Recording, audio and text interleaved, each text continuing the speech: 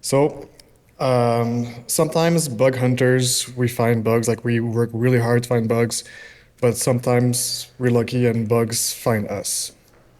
So my talk is about luck, in a way. So let's start.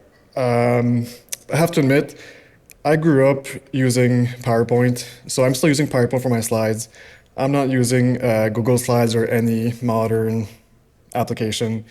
And I'm the kind of guy where black on white is like perfect, but I know it's not always visually appealing. So in PowerPoint, there's a feature called, I think, design suggestions, where it's like AI-based feature and it suggests like based on your contents, a slide, a template for you, where it suggests like a couple of designs.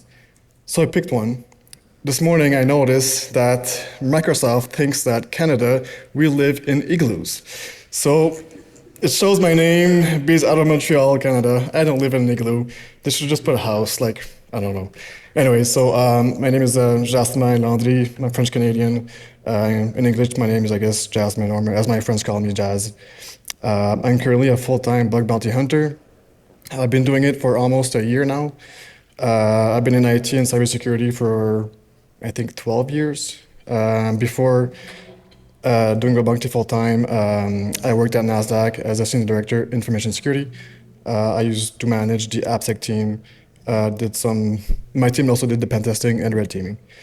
And as a typical Canadian, I'm an avid hockey player and hockey fan, so go Habs go. So this is about when bugs show up on your doorstep. It's not about like recon or crazy exploit chains. I might have one that's pretty cool, like something crazy like what James Kettle did yesterday. It's about those weird, funny, or chaotic bugs that are often unexpected, but as a bug hunter, they're always welcome. So here's what you're in for. I divided this talk in three sections. The first one is luck, bugs that got dropped in my lap pretty much. WTF, bugs that kind of made no sense to me when I found them.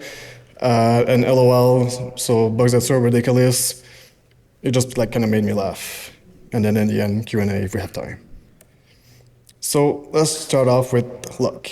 And in bug bounty, when we get lucky, it's often with something that is unexpected, like a blind XSS. We just like put a payload and maybe eventually it'll pop and we'll get something cool. So the first two bugs on the luck side of things are both blind XSS. So what was I looking at back then? It was a cloud compliance application. So like it was an app where we could test if our infrastructure was like SOC 2 compliant or ISO 27001, all of that. It was quite hard. I only had like one or two bugs, both, or I don't remember if it one or two, but low or medium, not really impactful. So I decided to just like spray and pray payloads all over the place. If you're not familiar with the term spray and pray, it's pretty much just like spraying payloads and praying that one will work, right? So I did that, and obviously, one of them did work. Back then, I used XSS Hunter as my blind XSS tool. So with that tool, it captures like the URL, cookies. You can download the DOM. There's also a screenshot you can get with that. So the URL was this: X Apple QLID, a UUID, and then like X Apple QL Magic. It was like, that's pretty odd. I've never seen that before. And then I look at the screenshot. It's an actual CSV file, not like a web page or HTML file. I was like, that's really weird. In that file, there were like org IDs, AWS account IDs, partial credit card data, and other not as sensitive data. And inside the DOM that I was able to download, there was this specific string, quick look CSV. So by putting all of these pieces together, I learned that the QL in the X Apple QLID, I guess URI scheme, was actually quick look. So quick look is a feature in Mac where you can preview files. So what is quick look CSV? Well, It's a plugin for Quick Look in Mac. So specifically for CSV files. Not sure if you guys can see it well, but the main.c file, the last commit or last modification, was 16 years ago. I was like, interesting. The last actual change was 8 years ago on the license file. So it was pretty old. So I tested it out locally, and it was actually vulnerable, just like using brew install, whatever it was, and it worked. So what was the result of this? I'll read out what I got as a message from the program on the bug bounty platform. That was bug So they said, even though this isn't a vulnerability in our application per se, we are considering this a P1. Additionally eligible for the bonus listed in our brief because you managed to get access to some data about our customer accounts in there. What's happened is some people in our org were running a microservice which exported data from the production environment and viewed the export on their machine using this quick look CSV vulnerable software. So we want to reward you for bringing the issue of our production data being transmitted outside our production environment to our attention. So since there was like credit card data in there, PCI was going to knock on the door, maybe eventually. I also got a bonus for getting access to customer data. And I was the only researcher that reported it, despite having many other blind access payloads in that file. And what's funny about that is that I remember getting the alert like on a Friday evening, and it took me a while to figure out what company it was, and then eventually reported it 2 days later on Sunday. So lesson learned with that on my end is when I spray payloads, make sure I can identify where the input is coming from. But that was like when I started like in 2018, 2019, so I'm not doing that anymore. Now I'm more, I guess, experienced, so I do identify my payloads. Additionally, we previously classed several other submissions from researchers as low priority based on how difficult it would be to guess a number of customer accounts or org IDs, and I managed to get a whole dump of it. It was like a 1,000-line file, so it was like a big dump. And lastly, I want to tell you that internally I received make sure you reward this finding messages from technical lead, head of security, and CTO. Is that one person? I don't know. Is it 3? I'm hoping it's 3. You know, it's more cool. But I found that pretty cool to get that on a message in the bug bounty, I guess, on a report. So, bug number 2. What are we looking at now? This is another hardened app. This time was built on Rails. At first sight, it didn't seem vulnerable to XSS. It was a large company, so I figured maybe they have like processes in place where they would take my input and, transfer it elsewhere. So I figured, what do? Spray and pray payloads again. And obviously, it worked out. I got a second blind XSS payload, blind XSS to pop, and this time, what was captured in XSS Hunter, the URL was also not something usual. It was about source doc, which I was like, that's kind of odd. The screenshot showed this. Let me just, actually, yeah, I can really change it, but it looks like an email, right? We can see like the sent from to in subject and the body of the email. And the subject says, please investigate customer ID. I was like, that's really weird. But if you look at the email itself, it says, you and your friends ruined a fine experiment. You should be ashamed of yourself. And then my XSS payload. And then it said like, you didn't comply with instructions. So what happened? Because of my spraying of payloads, someone filed a complaint on my account. And the complaint, which contained my XSS payload, popped in like an internal email system. So because of that guy that filed a complaint, I got a nice 4-digit bounty. And funny story related to that, a couple of days after I reported it, he messaged me on Twitter. I figured I had my JR0ch name somewhere in the application. And he was like, man, you ruined my day. I wasted a lot of time on what you did. And I was like, what did I do? He was like, you did a ton of BS stuff. And anyways, I was like, well, sorry, man. I just doing bug bounty. Like, here's the platform. I'm authorized to do this. Like, this is legit stuff. He was like, oh, you do bug bounty? That's pretty cool. Take a look at this. I was like, awesome. Bring it to me, man. So he was actually like telling me like places where for him it looked weird. And so in the end, he was a really cool guy. And I guess he had a bad day and all that stuff. So it's a funny story. So now the WTF bugs. So what are we looking at? I was participating in an LHE, so a live hacking event. This was a really huge scope. So I just picked a random application, but to log in, I had to be an employee. So obviously, I didn't have credentials, so I couldn't log in. I tried everything that I could think of to bypass authentication, like LDAP injection or regular like all bypasses, tricks and stuff, but nothing worked. So what did I do? No, I didn't spray and pray blind access payload this time. I did some fuzzing though, to try to see if something could happen. Injecting Unicode characters and anything that I could think of with fuzzing, but nothing worked. However, 1 week later, I got an email. I don't have a screenshot of the email anymore, but I'll show you what I wrote in the report.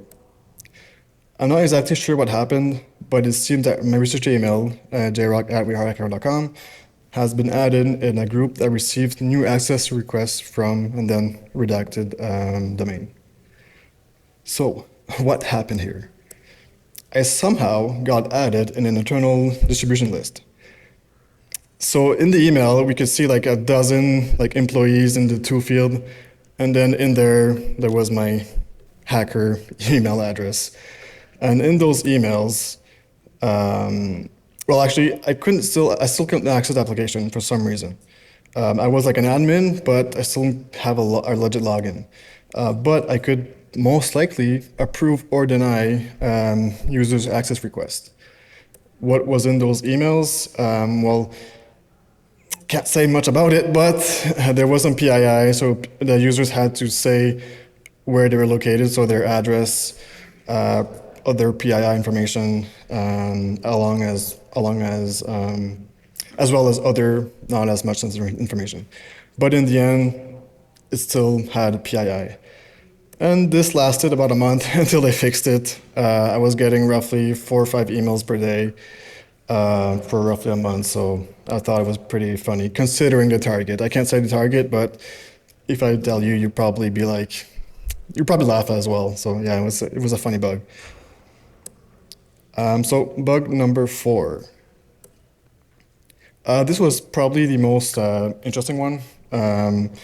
I put it in the WTF section because I wasn't expecting it at all. So it was an application where we could deploy WordPress applications in like an automated way. It provided an API and along with many tools such as PHPMyAdmin to, I guess, manage your WordPress instance. So I was doing my regular hunting on it. One thing that I often do is add a server-side template injection payload, so like double curly brackets, 7x7, in my email address, because I've had luck with that in the past. So I did that for this application as well. So JRoch plus, and then my payload, and then, yeah. So one day, while looking at the tables in PHPMyAdmin, I did see that my SSHTI payload did render to 49. That means that something was going on in the backend where it was evaluating the template. Can you guys see it correctly? Yeah, the sun is in front, right? Anyway, so it does show 49. It did evaluate properly. So I did have a server-side template injection. I played with it for a long time to try to figure out what engine was actually used. And And after a while, I was like, man, I have no clue what's going on. I know it's not PHP my admin because I looked at the code and all that stuff, and that wasn't it. It's something else. So I ended up asking the program what was going on. I had submitted a report to them, and I knew they would reply with something because we had a relationship with them, and ended up telling me that.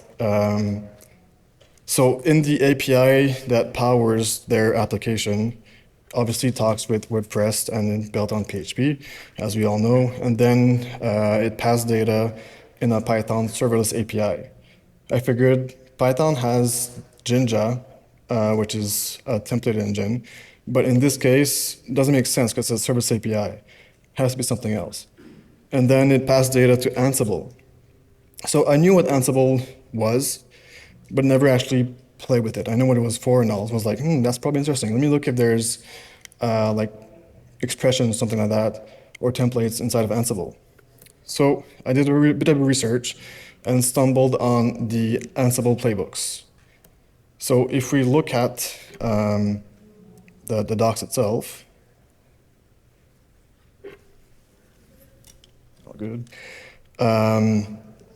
it actually uses Jinja, which makes sense because my double curly brackets is the same syntax as Jinja, right?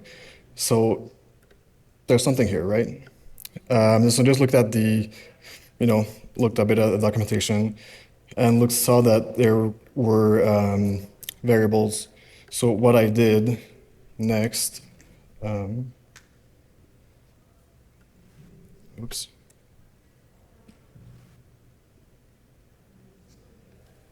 All right.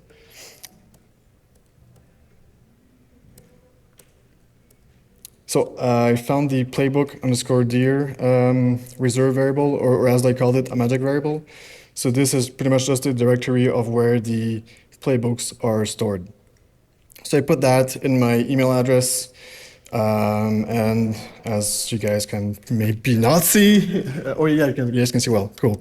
It worked. So I knew that it was Ansible, so I confirmed it was Ansible, right? Since I was able to extract the data from the variable. But what can we do with it? So I ended up playing a bit with it. I found a way to extract all environment variables. As I mentioned in the report, I use the expand vars function to extract the data in the shell environment variable. Same thing for the user, and it worked. And then they replied with thank you. I think this is enough to show that it's pretty bad. You could probably extract secrets from an Ansible environment. But if you look at the time here, it's 12:45. Roughly 3 hours later, they decreased it to P2. I was like, shit. What can I do now? So it's Ansible. I can probably get NRC here, right? But since I didn't know what Ansible, since I had never played with it before, I didn't know how. Especially since my injection is through a template injection, which is probably not the same way as declaring actual Ansible code. So what do we know so far? The email address needs to be RFC compliant when registering. So when you create your account on the app, it'll send an email to verify that, as a regular application would do, to verify that you own the email address. And Inti, which I'm not sure if it's here or not, did a talk at the ActivityCon in 2020 called You've Got Pwned, Exploring Email Systems, which is a really great talk. If you guys want to listen to it, it's on YouTube and really enjoyed it. So since then, I've been putting payloads in my email, and it's surprising how many times it works. But when we change our email address, when we went to our profile and changed our email, nothing happened. No emails were sent to verify. You could just put in any characters. It wasn't really checking whether it was RFC compliant or not. But there were limitations. I could put in a parenthesis and a comma. So these are the only limited characters. Why? I don't know. But it is what it was. So next step. By looking at the docs, I stumbled on the lookup plugin. And there's one in particular called pipe, or a part of the lookup plugin, which is built in. And it's pretty much what we want. It reads output from a command. And it's installed by default in all Ansible installations. So here's an example of what it would look like within an Ansible YAML file. We can see like they're using pipe with the command date, and yeah, another example in the bottom. So can we do that on the application? So first I tested it locally. Here's what it looked like. I should have put the font bigger. Sorry, guys. So it worked. So I was able to run the ID command, at least locally, right? And with like a regular payload, which contained the lookup and pipe, and then the command that I wanted to run. But in my original payload, I had parentheses and a comma, which are kind of required in the payload itself, right? But Jinja is Python based, so we can use like backslash and X and then like the hex character, which worked. So I'll just show you an example of extracting its password file just for my, just to make sure that it actually worked. And then I ran the pipe command.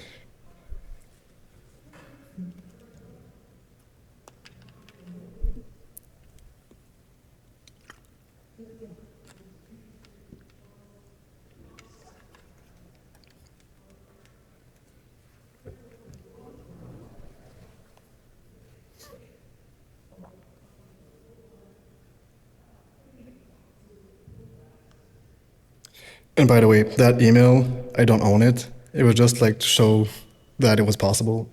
So if you want to send emails to JR0ch@gmail.com, go for it. So we saw that it works. So with this payload, it respected their limitations of not having parentheses or commas. It is not a Darcy compliant email, but since they weren't verifying that after a change, it was valid for that specific case. So I ran that on that application, looked at the table in php-admin, and I could see that it was running as root. So that was a pretty wild bug, I'd say. I put in a WTF because like I wasn't expecting to inject Ansible in the application like ever. So next up, the LOL section. So what was I looking at? A fantasy sports application. People could create private fantasy leagues. The admin set up a password, and they would invite their friends to join. The WAF did SSL termination, so you could inspect the body of the post requests. And it was really serious on blocking excessive payloads. It stripped the whole payload itself. So putting like TE and then like strike through tag ST would result in TE, and like a regular payload with nothing, it'd return nothing. So what if the password contain this character? What would happen? Well, what if users use a password such as I love dogs? The password would become I, which is kind of funny and easy to brute force, right? And randomly generated passwords such as this, the password would become T. Or worse, if the password started with that character, there wouldn't be any passwords at all. And the admin wouldn't even know it because he submitted the password and he doesn't know that the password that he has is not right. So invites were sent with a password in clear text in the email. And if the password was empty, considering the password started with that character, there was no passwords for the private league. And there weren't any passwords in the email itself. So stats and results on this bug. I could join a bit over 1,000 leagues by simply reinforcing the first two characters of the password. Which I thought was pretty funny. 56 leagues ended up not having a single password. I could have won the prize money in the leagues and, have some fun. Last bug here, I'm going to do it real fast, and it's a pretty small bug. Self-serve password reset application. It was a new product built in 2019. A product built on Perl. Yes, you read that or heard that right, Perl. Why? I don't know. So 2 screenshots required. The first one you can see I put the ID command in backticks, and in the response we could see the output. So yeah, that was a really LOL bug. So thank you.